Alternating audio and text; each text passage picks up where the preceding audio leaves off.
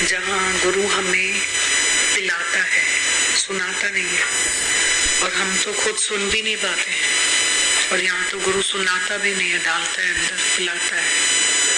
ये धरती ऐसी है, तपस्वी धरती है, एकाग्रता है धरती पे। पढ़ते हैं इसको। भगवान की बैरागी की वाणी पढ़ते हैं। माता भगवान बता रहे हैं, एक दुकान से 3 दुकान हो गई। जहाँ जहाँ मन को फायदा मिलता है वहाँ सर झुकाता है। नुकसान पड़ेगा तो दूसरे इष्ट की पूजा करेगा। इसलिए बोलते हैं हिंदू अंधा, मुसलमान काना। मुसलमान फिर क्या बोलता है? अल्लाह अकबर, वो बांगे भरते हैं। मतलब परमात्मा जो है वो इधर नहीं है, ऊपर आकाश में बैठा है।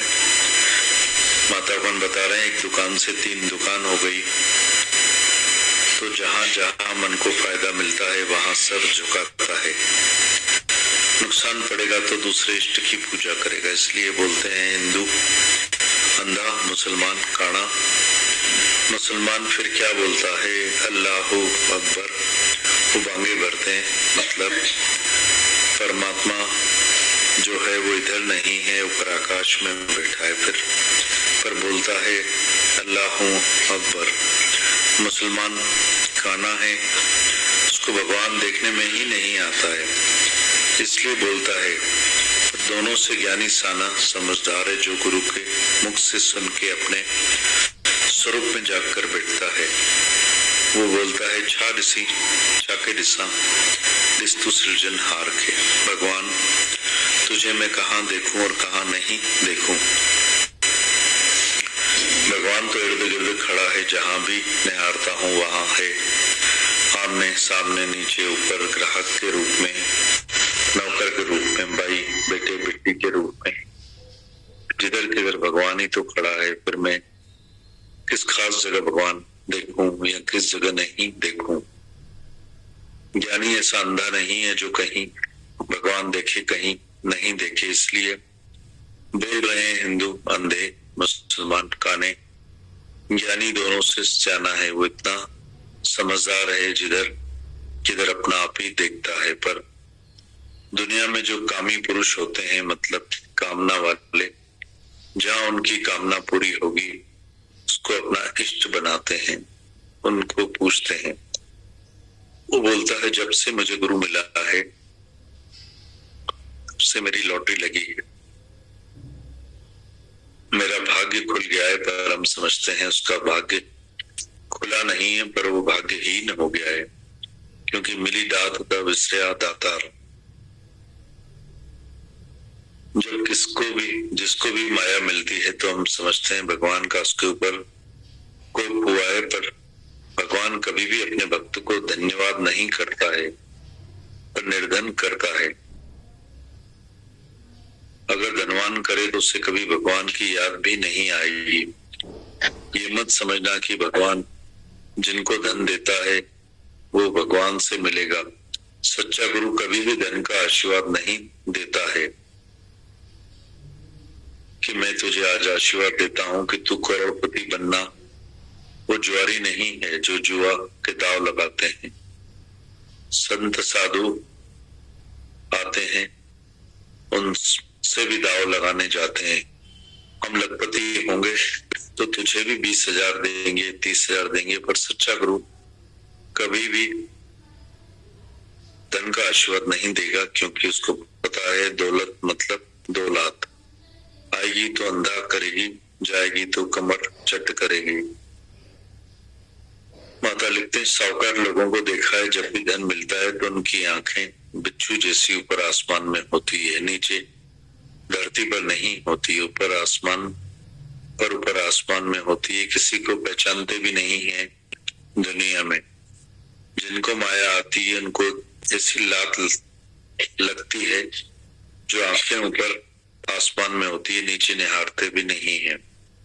बोलता है बी क्लास वाले हैं, मैं इनको देखूंगा भी नहीं। ए क्लास का होगा तो उसको मैं निहारूंगा, देखूंगा। फंसूंगा, नहीं तो मेरी डिग्निटी कम हो जाएगी। इसलिए वो बी और सी क्लास वालों से मिलता भी नहीं, देखता भी नहीं है। उसकी आंखें ऊपर ही होती है आसमान में। बिच्छू जो है नीचे नहीं निहारता पर ऊपर निहारता है। माता भगवान आगे लिखते हैं, दौलत मतलब 2 लात। भगवान 1 लात लगाता है तो होश ठिकाने आ जाता है, जो आंखें ऊपर हो जाती है। फिर दूसरी लात लगती है, जब धन चला जाता है तो कमर टूट जाती है।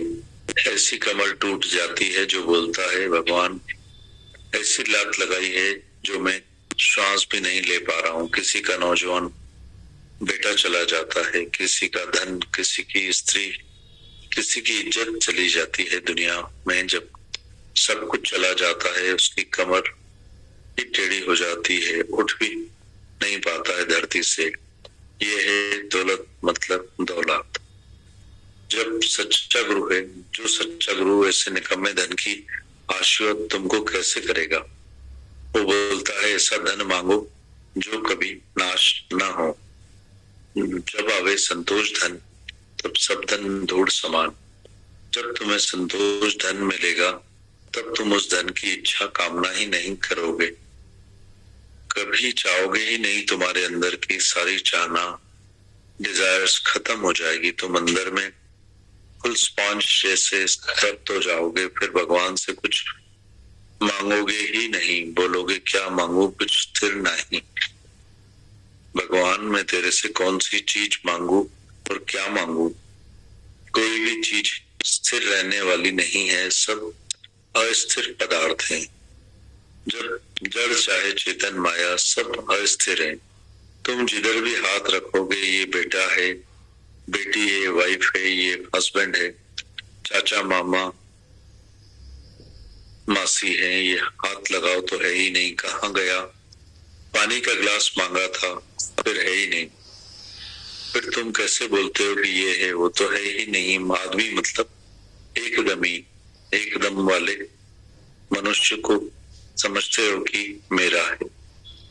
माता भगवान आगे लिखते हैं, मोटर लेते हो, कार लेते हो, टीवी लेते हो, जो भी जड़ पदार्थ तुम देख रहे हो सब समय पर पुराने हो जाते हैं और हमेशा एक जैसे नहीं रहते हैं, खत्म हो जाते हैं। सारी जड़ चाहे चेतन माया सब चेंजेबल है, पर तुम इसको स्थिर समझ के गुरु से हमेशा इसका आशीर्वाद मांगते हैं।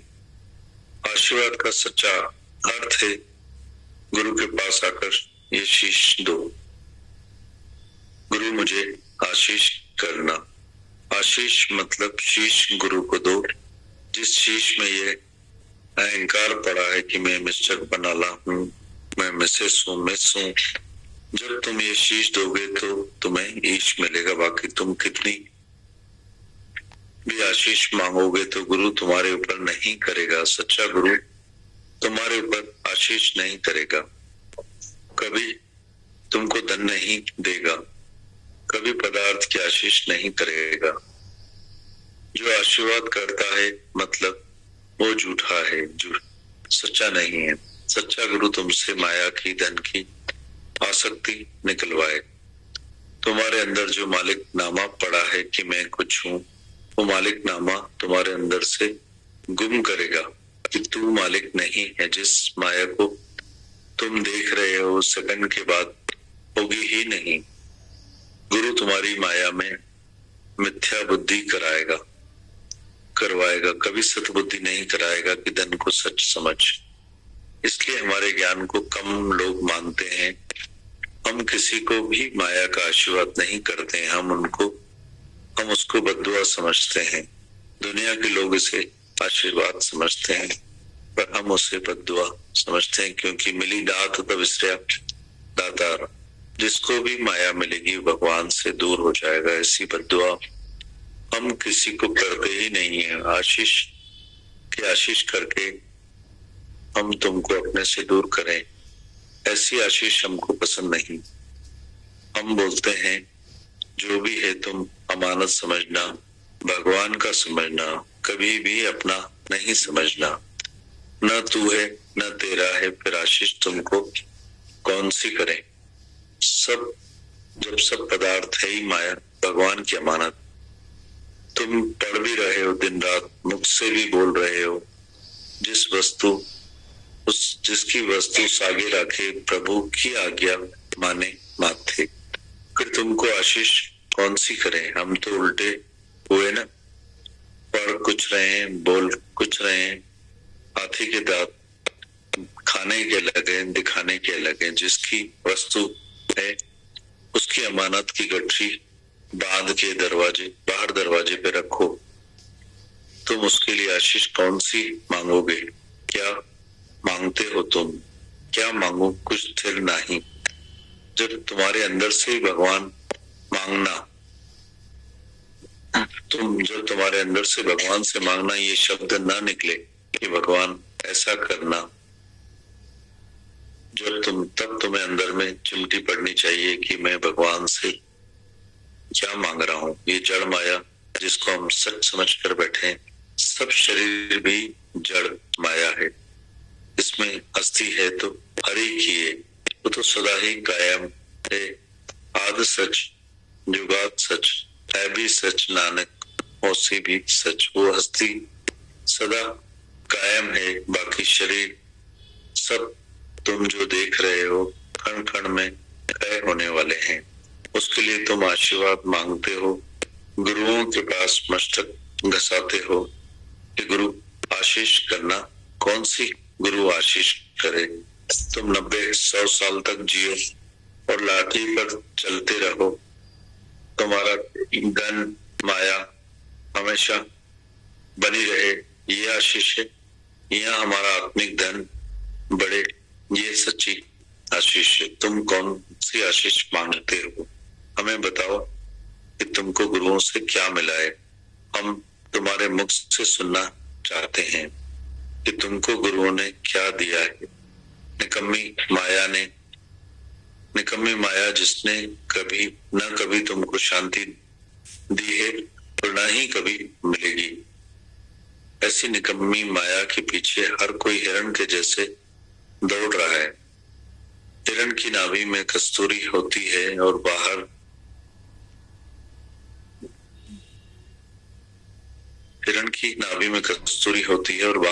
दौड़ता है। वैसी मनुष्य के अंदर शांति है, पीस ऑफ माइंड है और खोजना बाहर करता है पदार्थ में माया।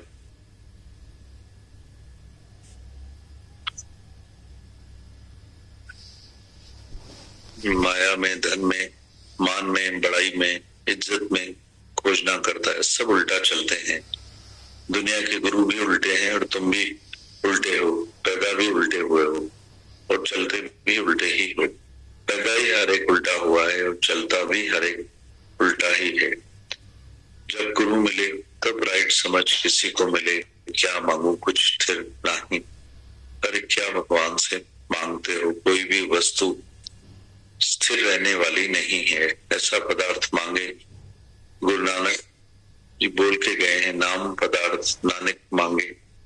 ऐसा तुम नाम का पदार्थ मांगते हो, जड़ वस्तु मांगते हो जिसमें कोई भी स्थिरता नहीं है। माता लिखते हैं, महीनों के महीने रहे पड़े थे, वो हैं किधर? बैठे हैं, सालों के साल रहे पड़े हैं, अब वो कहाँ है? देखकर ही तुमको वैराग्य आ जाए कि हम भगवान से क्या मांगते हैं। माया है ही टोटल मिथ्या, पर हमारी सत बुद्धि पड़ी है।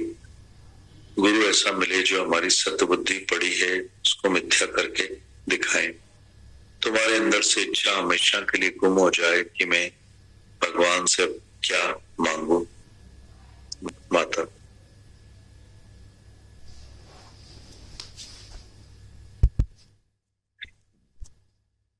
हम लोग ये लेटर पढ़ते हैं ना, बहुत अलग अलग तरीके से समझ आता है। मतलब आज माता भगवान टारगेट हमारी इच्छा को बना रहे हैं। हम एक भगवान के मंदिर में भी, मतलब भगवान के पास भी इच्छा लेकर जाते हैं, इच्छा के लिए जाते हैं, तो मकसद दे रहे हैं हमें। अभी एक छोटा सा लेटर है दादा भगवान का, पढ़ा भी है पहले, बोड़ा मना वरी तू बुद्ध, है ना, पढ़ा तो है, पर जैसे रोज पानी कितना नया लगता है, वही पानी, क्योंकि प्यास नहीं होती है, रोटी कितनी नई लगती है, क्योंकि भूख जो है वो नहीं होती है। ऐसे इन वचनों के लिए वही वचन होते हैं, पर भूख इतनी नहीं होती है, वचनों के लिए प्यास इतनी नहीं होती है, तो बहुत अच्छे लगते हैं, भले सुने हुए कितने भी वचन हो, पर फिर हमारे अंदर में वो हमारी ताकत बनते हैं, काम करते हैं, हमारे अंदर हमारी स्ट्रेंथ बनते हैं। वचन हुजन विचार भरिया, दस सुधरी वजन तोड़े हुजन चरिया, कितने कोटेशंस बने हुए हैं पुराने, कि अगर गुरु का अनुभवी वचन है तो पगले पगलों को भी सुधार दे, मतलब ऐसों को भी पिला दे, उठा दे, मुर्दों में भी जान डाल दे।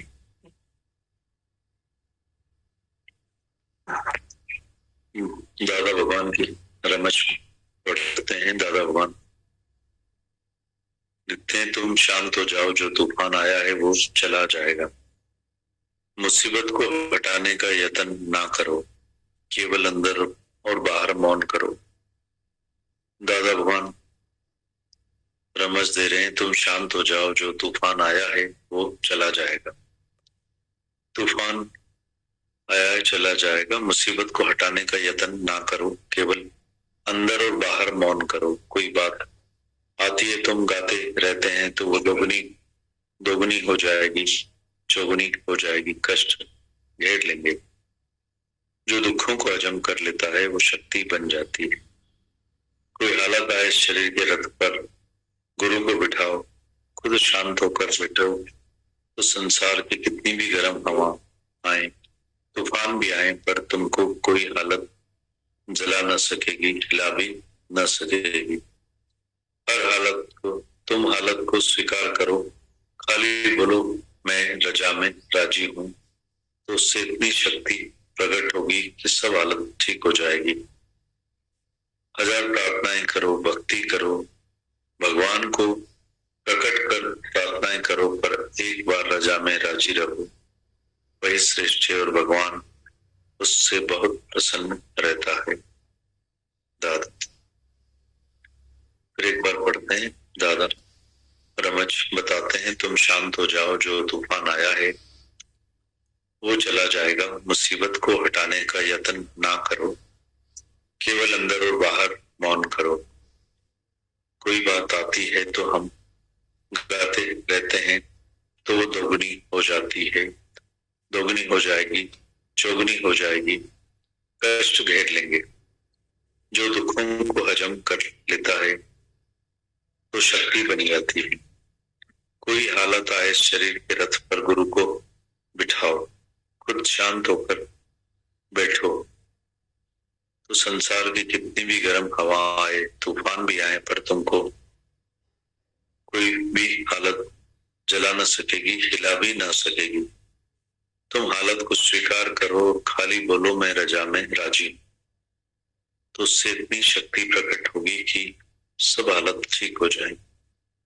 हजार प्रार्थनाएं करो, भक्ति करो, भगवान को प्रकट कर प्रार्थनाएं करो, पर एक बार रजा में राजी रहो, वही श्रेष्ठ है और भगवान बहुत उससे प्रसन्न रहता है। दादा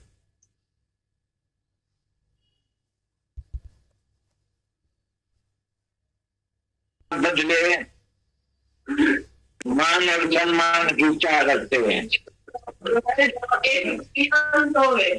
एक बड़ा ऐसा नहीं तुम्हारा, तुम भी नहीं हो, तुम जो है जहाँ नहीं है कहाँ एकांत है, बाकी एकांत आसान में तुम जाके बैठेगा, उधर एकांत नहीं है। इसी में भी जाके जंगल में बैठा है, इधर बैठा मैं जब जंगल में बैठा हूँ बैठना, लेकिन उधर मन अपना लेके गया, जिस मन में जगत पड़ा है उस जगत में शायद तुम नहीं लेके गया हम लोग, इसे कैसे कर जाएंगे उसको। तुम भाग जाएगा और द्वार तक जाएगा, वहाँ मन से तुम्हारे पास हो गई और वहाँ तुम रोएगा, तो हम कैसा भाग के आए हैं, मन अभी तक हमारे पास। एक किसान तो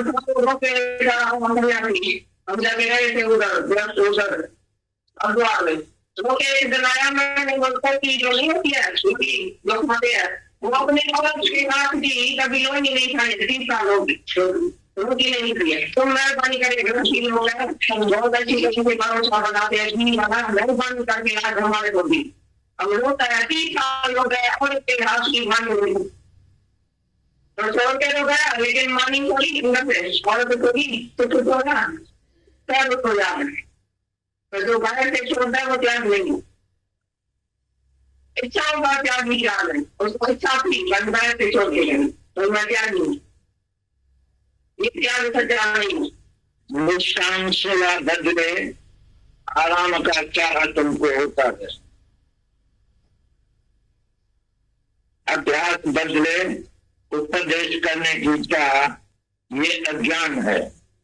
तुम अभ्यास नहीं करते हैं और उपदेश जान करने के लिए बाहर जाते हैं, सबको आओ हम लेक्चर करता है, बड़ा लेक्चर लंदन लेक्चर आ रहा है, लेक्चर तो करता है लेक्चर, लेकिन उसको मालूम कुछ भी नहीं तो ज्ञान क्या है। सब जितना धर्म संसार तुम्हारे में है सब नाश होना चाहिए। जीव जगत की धर्म है, जन्म मरण की धर्म है, जगत मिथ्या है, ब्रह्म सत्य है ही ब्रह्म। तुम अजन्म अमर है, कभी मरने वाला नहीं है। मैं पैदा हुआ हूँ ऐसा धर्म जानना चाहिए। और माँ स्वयं भगवान माँ का एक पच्चीस आनंद मुक्त स्वरूपता मुझे अंतर करना मेरी कुछ है। माँ कने मुक्त सिंधु कुछ अज्ञान है, माँ कने मुक्त सिंधु होगा ये सवाल करना भी ज्ञान है तो पहले से ही मुक्त है ऐसा नहीं अभी मुक्ति भगवान है। All ideas of growth from your mind. तुम बड़ा होता जाता है, तुम बड़ा बड़ा कौन होता जाता है? शरीर तुम्हारा बड़ा होता है, 30 बरस से 80 बरस का हुआ। It was always there and only manifested today. तुम्हारे से भूल हो गई है, भूल गया है। तुम अज्ञान को निकालने का यत्न करो। वो अज्ञान तुम्हारे ज्ञान को ढक के बैठा, कवर करके बैठा है। तुमको भगवान जान पाने का यत्न नहीं करने का, वो तो तुम पहले से मुक्त है, भगवान है, वो तुम पहले से है। करो भगवान तुम खुद है, तुम अपने मुंह से पर्दा निकालो।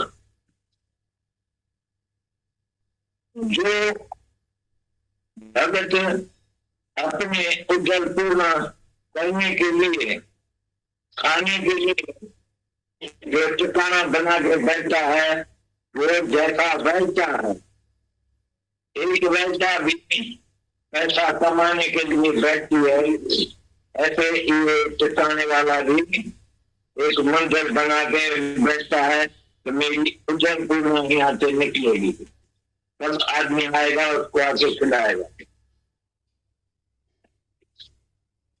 समझ में आया? ये ऐसा खराब है, थोड़ा ही बात तुम सुनता है, थोड़ा ही बात तुम ख्याल करता है तो मर जाता है, आधा मर जाता है। हमारी बहन नहीं लेती है, रात को 12 बज गया है, कैसा हुआ होगा, उससे क्या हुआ होगा, हम कैसा चलेगा, अभी हम मर गया। थोड़ा ही ख्याल आता है तुम्हारे दिल में, इतना दुखी हो जाता है, पहुंचने के लिए तैयार हो जाता। हमारे को एक माँ ने एक बड़ा शाहूकार आदमी आता था हमारे पास। एक आदमी मेरे को बोला हमारे घर में चल। हम बोला घर में क्या करके चलेगा, अरे यहाँ बैठा है तुम क्यों सा हमारे, तो बोला नहीं घर पे क्यों तुम चलो, लड़का क्या है कि है चल के देखो एक बात करो। उसके पास गया तो उसका लड़का बोलता है हम कस्टम ऑफिसर है, हमारे ऊपर आदमी ने कुछ ही बात रखा है, तिरमत रखा है, तो हमने गाय बन लिया है, लेकिन सच्ची बात नहीं है। हम तुम्हारे आगे कसम उठा के तुमको भगवान को समझ के तुमको भगवान समझ के सच्ची बात करते हैं, तो मैं कोई कसूर नहीं किया। हम बोला तुम कुछ नहीं किया है तो तुम डरता का है, कौन तुमको सजा दे सकता है? सच्चे आदमी को कभी भगवान सजा दे सकता है क्या? Impartial justice of God is a purest mercy. सारी दुनिया में बड़े से बड़ी बात है तो ये याद रखना मेरा वचन। प्योरेस्ट मर्सी है भगवान की, तो भगवान कभी भी कोई कसूर नहीं करता है तो उसको सजा भी नहीं दे सकता है, पापी को सजा देगा। जब भी तुम पाप करते हैं तो जरूर सजा तुमको मिलेगी। समझिए तुमको आगे जन्म का कर्म याद भी नहीं है, कभी को दर्द तुमको मिलता है तो तुम समझा मैं तो इस जन्म में कोई पाप नहीं किया, दादा अगले जन्म में कुछ कर्म किया हो, तो तुमको ऐसा मन पड़ता है तो जो हिसाब या जुर्म नहीं होगा तुम्हारे, नहीं करता है। इम्पार्शियल जस्टिस भगवान का है, कैसे प्योरेस्ट मर्सी। डरते से हम देगा तुम काहे को डर करता है, मैं बैठा हूँ, तुम्हारे को देखना भी नहीं पड़ेगा, तुम चिपड़ी समझेगा, हम चलेगा तुम्हारे साथ, हम वकील बन के चलेगा, तुम डर नहीं करो। तो मुझे लेकिन मेरा डर जाता नहीं है। लोग आजकल कैसा है, ऐसा लेके 2000 5000 लेके उसकी चलेगी, हमारी नहीं चलेगी, मेरे को ये डर लग गया है। तो कमती हो गया था ये 20-25 दिन, उसका बाप बोला तो ये कभी मर जाएगा ऐसा, दादा तुम उसको समझाओ। हम कितना भी समझाए नहीं समझे। एक महीना बाद हम रोड में लक्ष्मी और हम बैठे थे तो एक आदमी आके मेरे को पाँव चला, हम उसको उठाया, भाई तुम कौन है? मुझे गगन में तुम पहचानता नहीं है? बोला नहीं पहचानता है, हम नहीं देखा है तुमको। उसने का बेटा है, तुम हमारे घर में आया था, हम कस्टम का आदमी है, आपको बात सुनाया था, मछली हमको जज ने छोड़ा है तो यह नाच दी थी। अभी हम कुछ हो गया, अभी मेरा बदन हुए